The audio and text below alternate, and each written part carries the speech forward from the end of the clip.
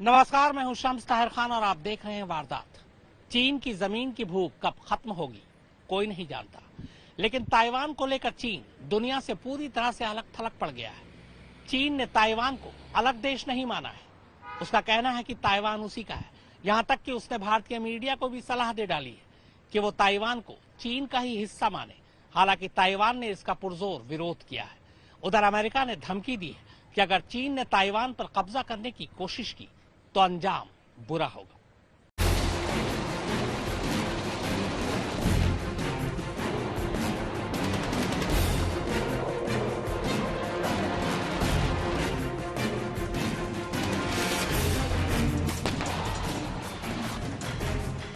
LAC पर अपनी हरकतों के चलते भारत और चीन के बीच पहले ही ठनी हुई है। ऊपर से अब ताइवान को लेकर चीन के स्टैंड ने उसे दुनिया में और अलग थलग कर दिया है। ताइवान 10 अक्टूबर को अपना नेशनल डे मनाने जा रहा है और चीन है कि ताइवान के वजूद को ही नकारने में जुटा है, उसे अपना हिस्सा बता रहा है। इस पर अमेरिका ने चीन को दो टूक चेतावनी दी है। कहा है कि अगर चीन ने ताइवान पर कब्जे की कोशिश भी की तो उसे इसकी भारी कीमत चुकानी पड़ेगी। वहीं भारतीय मीडिया को दी गई एक चीनी नसीहत के बदले में खुद ताइवान ने चीन से कह दिया है, गेट लॉस्ट, यानी फाड़ में जाओ। ताइवान को लेकर अलग थलग पड़ा चीन।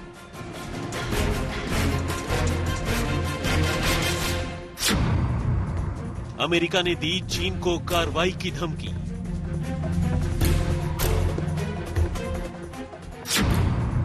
ताइवान पर कब्जे की गलती न करे चीन।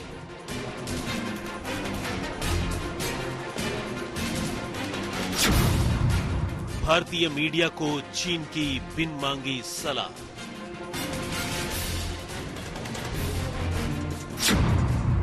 ताइवान को अलग देश न बताए मीडिया।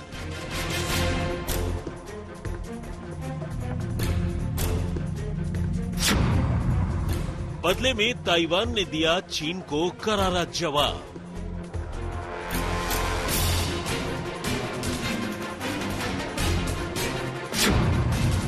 हमारे भारतीय दोस्त चीन से कहेंगे, गेट लॉस्ट।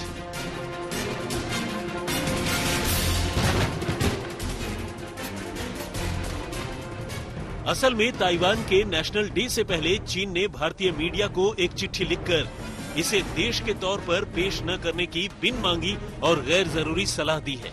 चीनी दूतावास ने लिखा है,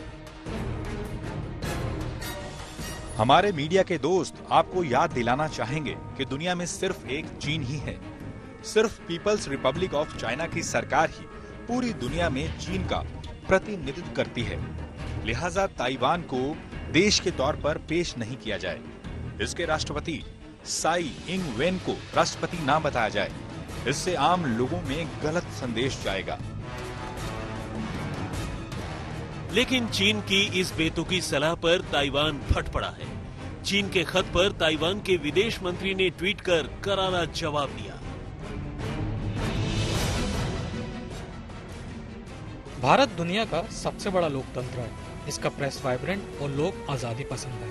हालांकि ऐसा लगता है कि कम्युनिस्ट चाइना इस सब कॉन्टिनेंट पर भी सेंसरशिप थोपना चाहता है। ताइवान के भारतीय दोस्तों का एक ही जवाब होगा, फाड़ में जाओ। लेकिन ये तो रही भारत, चीन और ताइवान की कहानी। उधर अमेरिका ने भी ताइवान को लेकर चीन पर अपनी आंखें तरेरी हैं। अमेरिका के राष्ट्रीय सुरक्षा सलाहकार रॉबर्ट ओब्रायन ने बुधवार को चीन को ताइवान पर फिर से कब्जा करने की कोशिश करने पर बुरे अंजाम की चेतावनी दी। ब्रायन ने कहा कि चीन बड़े पैमाने पर नौसैनिक ठिकानों के निर्माण में जुटा है, जो सही नहीं है। हालांकि ब्रायन ने इसे एक पेचीदा मामला करार दिया और कहा कि अगर चीन ने ऐसे हालात पैदा किए तो अमेरिका अपने विकल्पों पर गौर करेगा। ताइवान के राष्ट्रपति साई इंग वेन ने अपने कार्यकाल के दौरान ही वन चाइना पॉलिसी को मानने से इनकार कर दिया था। इसके बाद चीन ने ताइवान से सभी रिश्ते तोड़ लिए थे। चीनी कम्युनिस्ट पार्टी ताइवान पर लगातार हमले की धमकी देती रही है और अब हाल ही में चीन ने फिर से ताइवान से उलझने की गलती की थी।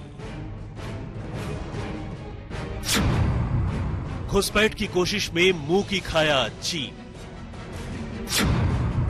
साजिश के तहत ताइवान में घुसे चीनी विमान। ड्रैगन ने भेजा submarine hunter Y-8 aircraft.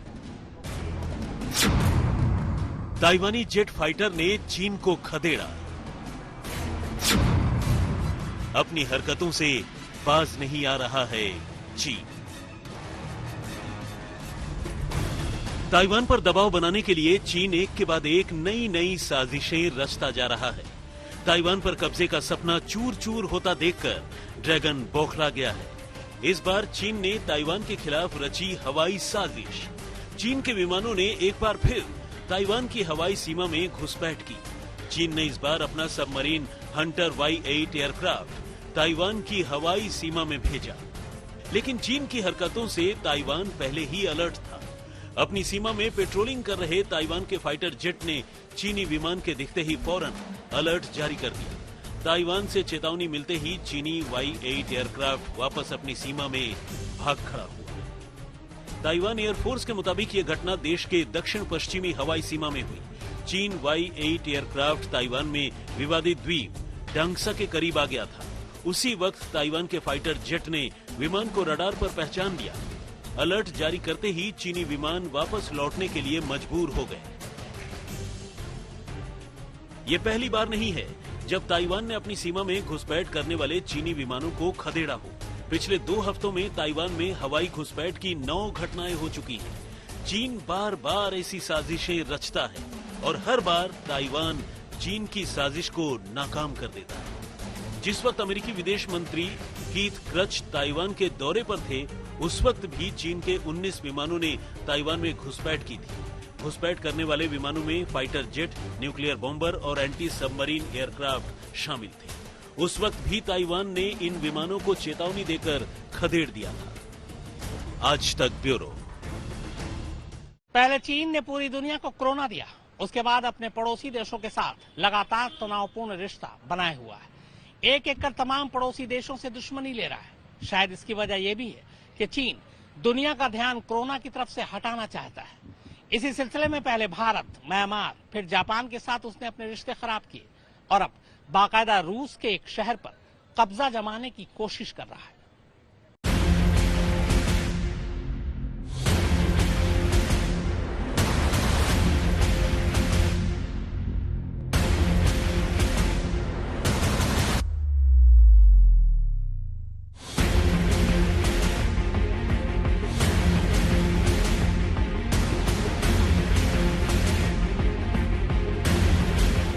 Hong Kong, Taiwan, Tibet, दक्षिणी चीन सागर, डोकलाम, गलवान घाटी, रूसी जमीन पर कब्जे की कोशिश। रूसी शहर व्लादिवोस्तोक पर ठोका चीन ने अपना दावा। भूमाफिया चीन की नई चाल। चीन और रूस का दुश्मन एक ही है, अमेरिका। इसलिए रूस कभी चीन के रास्ते में नहीं आता। हांगकांग का मसला हो, ताइवान का मसला हो, तिब्बत का मसला हो या साउथ चाइना सी का, रूस चीन के खिलाफ उठते हर मुद्दे पर चुप्पी साध लेता है, बशर्ते आंच उस तक न आ रही हो। मगर ड्रैगन तो ड्रैगन है, मुंह से आग उगलेगा तो उसकी जद में अकेले भारत थोड़ी आएगा, क्योंकि चीन के बगल में अकेले हमारा देश थोड़े ही है। चीन के लिए रूस की इस दरियादिली का नतीजा क्या हुआ? चीन ने रूस की इस दोस्ती का क्या सिला दिया? सिला तो छोड़िए साहब, चीन ने तो रूस की पीठ पर छुरा घोंप दिया है। इस लैंड माफिया ने रूस को भी नहीं बख्शा और उसने रूस के एक शहर व्लादिवोस्तोक पर ही अपना दावा ठोक दिया। चीन ने अपने सबसे भरोसेमंद साथी रूस को किस तरह धोखा दिया और ये पूरा मामला क्या है, उसे समझने के लिए पहले आपको व्लादिवोस्तोक शहर की लोकेशन को समझना होगा। ये है रूस के सबसे पूर्व में बसा व्लादिवोस्तोक शहर और व्लादिवोस्तोक नाम इसलिए है क्योंकि इसका मतलब ही होता है पूरब का राजा। प्राइमोर्स्की क्राय सूबे का ये शहर चीन और नॉर्थ कोरिया की सीमा से लगता है और तो और जापान से इसकी दूरी भी महज 700 किलोमीटर से ज्यादा नहीं है। हालांकि इस शहर से चीन के बॉर्डर की दूरी महज 65 किलोमीटर है। व्लादिवोस्तोक शहर पर चीन ने दावा ठोंककर न सिर्फ अपने दोस्त से दगा किया है, बल्कि सोए हुए शेर को भी जगा दिया। अब सवाल ये है कि आखिर चीन ने अपने इकलौते ताकतवर दोस्त को छेड़ने की हिमाकत क्यों की? क्यों वो व्लादिवोस्तोक शहर का नाम अपनी जुबान पर लाकर अपनी जमी जमाई दोस्ती में दरार लाने की गुस्ताखी कर रहा है? तो सुनिए, प्रशांत महासागर पर व्लादिवोस्तोक शहर किसी सोने की खदान से कम नहीं है। ये न सिर्फ प्रशांत महासागर के रास्ते होने वाले व्यापार की रीढ़ है, बल्कि यहाँ से व्यापार के लिए दुनिया के रास्ते भी खुलते हैं। रूस के लिए ये शहर कितना अहम है, इसका अंदाजा आप इसी बात से लगा सकते हैं कि ये जापान सागर के प्रशांत तट पर रूस का सबसे बड़ा बंदरगाह है।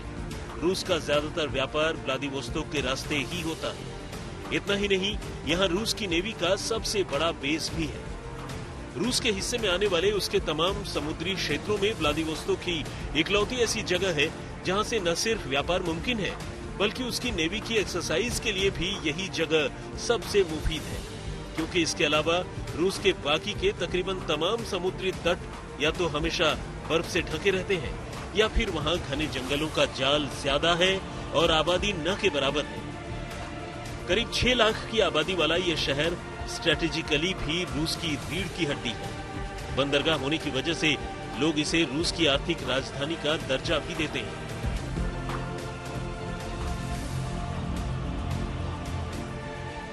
रूस के इस शहर की स्थापना 2 जुलाई 1860 में हुई थी। हर साल की तरह इस साल भी रूस में व्लादिवोस्तोक शहर की सालगिरह मनाई गई। खुद दिल्ली में रूसी एम्बेसी ने अपने ट्विटर हैंडल से व्लादिवोस्तोक शहर की 160वीं सालगिरह की बधाई दी थी।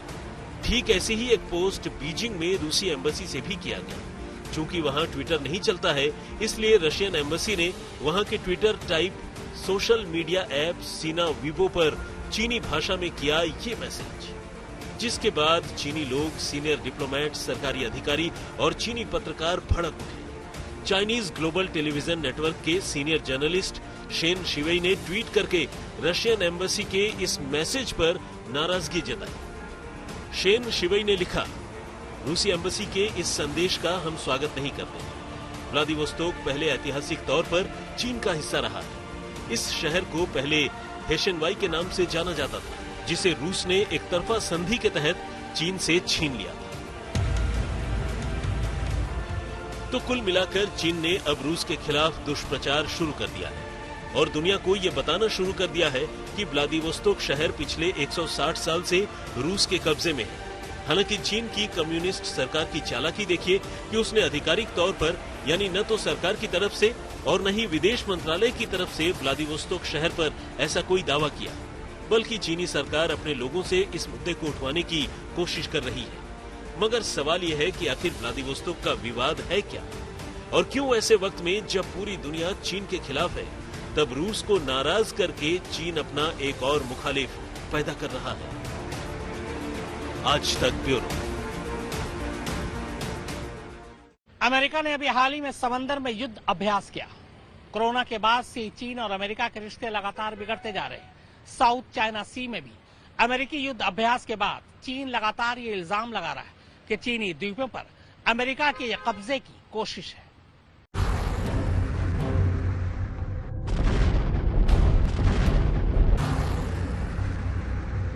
पूरे साउथ चाइना सी पर दावेदारी जताने वाले चीन के होश उड़े हुए हैं। कभी ताइवान को डराने वाला चीन खुद डरा हुआ है, जापान को धौंस दिखाने वाला चीन खुद सहमा हुआ है। कभी साउथ चाइना सी तो कभी ईस्ट चाइना सी में युद्धाभ्यास करने वाले चीन को सता रहा है युद्ध का डर।